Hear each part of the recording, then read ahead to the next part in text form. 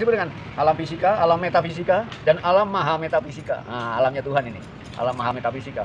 Tapi kan melewati jembatan Shirathul Mustaqim yang namanya metafisika. Bagaimana merubah diri menjadi gelombang. Ini yang disebut dalam apa teorinya Einstein, dimensi bosom. Dimensi bosom. Iya.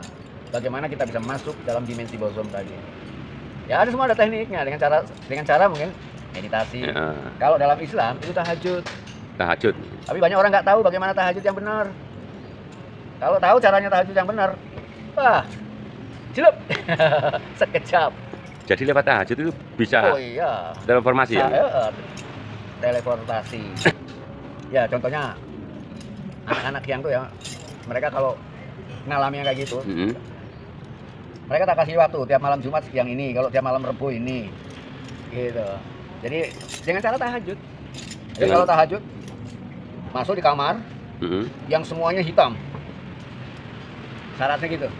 Artinya apa? Pada saat kita sembahyang tahajud, kita harus benar-benar sendiri. Harus benar-benar sendiri. Agar kita merasa benar-benar sendiri, maka harus kita gelapi ruangan tadi. Harus sajadah harus nggak boleh kelihatan, tembok harus nggak kelihatan. Kalau semua masih kelihatan berarti nggak duduk sendiri. Masih sama tembok, sama sajadah, sama. Walau lampu dimatikan, biasanya tembok itu masih kelihatan ya. Nah, makanya di samping tembok itu kita tutup dengan kain hitam, mata kita pun kita tutup dengan kain hitam pada waktu tahajud. Itu salah satu kunci untuk mikirot. Belum doa-doanya. Kemudian mekanisme kerjanya ada. Dan yang paling penting lagi, yaitu tadi kita mampu merubah gelombang dari fisika menjadi metafisika. Assalamualaikum warahmatullahi wabarakatuh. A'udzubillah, bismillah, alhamdulillah. Allahumma sholli ala sayyidina Muhammad wa ala ali sayyidina Muhammad. Para dulur sadaya yang dimuliakan Allah Subhanahu wa taala, menanggapi Eyang Weldo yang mengatakan bahwa untuk menembus alam ketuhanan atau untuk bisa menyaksikan Tuhan, bertemu dengan Tuhan, kita harus bisa menembus dari alam fisika, terus ke alam metafisika, terus ke alam maha metafisika atau alam ketuhanan, kata Eyang Weldo. Tentu di sini apa yang dia sampaikan itu sangat berbeda jauh atau bertentangan dengan apa yang kita yakini atau apa yang kita ketahui sebagai umat Islam. Yang kita pelajari bahwa untuk menembus alam ketuhanan, kalau dilihat dari ranah tasawuf, karena dia itu berbicara seolah-olah dia itu ahli dalam ma'rifatullah. Kalau kita berbicara ahli tasawuf, orang-orang ahli tasawuf akan mengistilahkan untuk bisa menembus ma'rifatullah atau wusul ilallah, itu kita harus bisa melewati yang tadinya alam mulki, terus alam malakut, alam jabarut, alam lahut. Dan itu tidak mudah dulur, tidak mudah. Banyak sekali metode-metode yang harus kita lakukan dengan cara bertorikoh. Tidak semudah apa yang dikatakan oleh Eyang Weldo. Di situ dia bahkan mengatakan bahwa untuk bisa menembus alam ketuhanan, kita harus bisa melewati jembatan Shirathul Mustaqim, katanya. Kok harus bisa melewati jembatan Shirathul Mustaqim?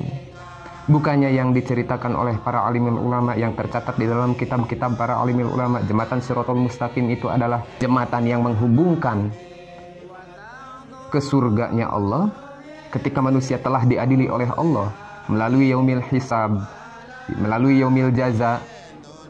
Maka disitulah manusia dipersilahkan oleh Allah untuk menyeberangi jembatan Shirathul Mustaqim. Kalau kita sebagai manusia hamba Allah, bagus amalnya, dapat ridho Allah Subhanahu wa taala, tentu kita akan selamat menyeberangi jembatan Shirathul Mustaqim.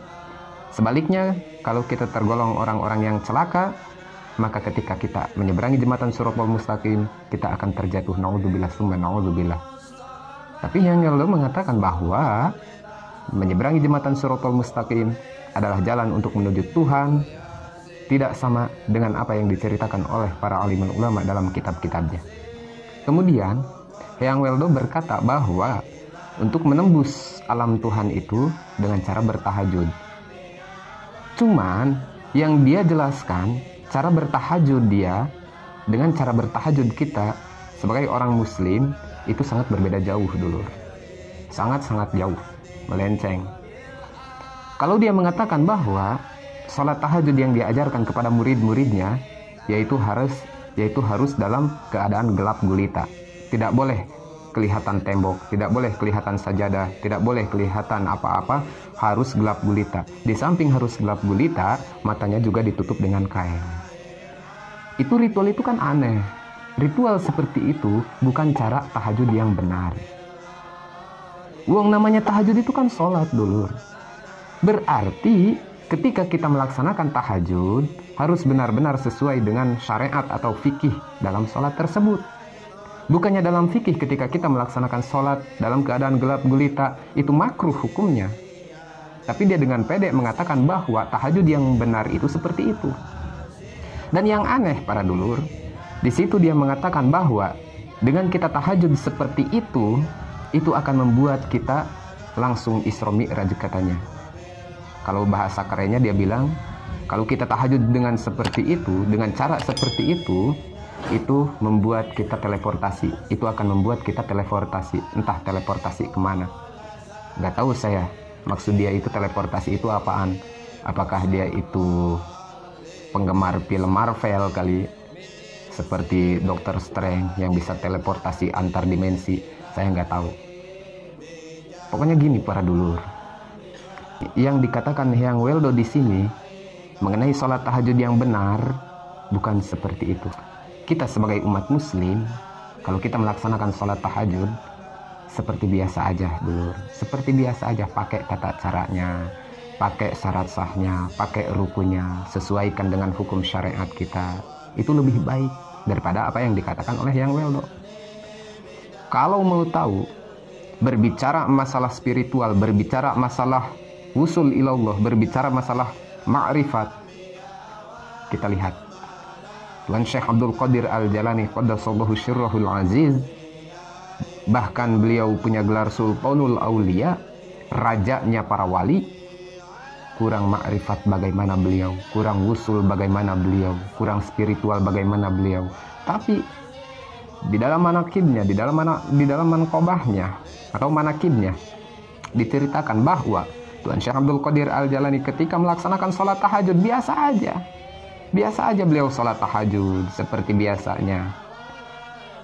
Dilihat oleh muridnya, tidak harus sholat tahajud untuk bertemu dengan Allah agar bisa teleportasi, harus digelapkan semua ruangan agar tidak kelihatan apa-apa, mata harus ditutup juga biar tidak kelihatan apa-apa untuk bisa menembus alam berikutnya atau dikatakan teleportasi. Tidak harus dulur.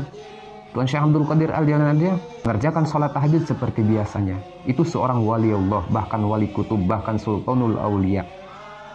Biasa aja.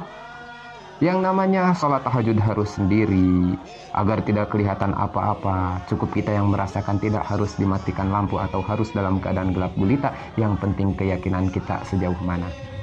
Yang penting kepasrahan diri kita kepada Allah Subhanahu wa taala sudah sejauh mana. Pengabdian diri kita kepada Gusti Allah Subhanahu wa taala sudah sejauh mana. Ketika kita berdoa kepada Allah Subhanahu wa taala, sudah sepasrah mana kita berdoa kepada Allah Subhanahu wa taala. Ketika kita meminta pengampunan kepada Allah Subhanahu wa taala dalam doa-doa kita dan wirid-wirid kita, sudah sejauh mana kita melakukan semua itu. Yang penting itu saja dulur. Jangan dibuat ribet, jangan dibuat kaku untuk ibadah kepada Allah Subhanahu wa taala. Kita melaksanakan ibadah Allah Subhanahu wa taala niatan saja dalam hati karena arah-arah kita ingin mendapatkan ridho dan rahmatnya Allah Subhanahu wa taala. Baik para dulur, mudah-mudahan ada manfaatnya khusus ke diri saya, umum kepada semua yang mendengarkan atau melihat video ini. Kurang dan lebihnya saya mohon maaf.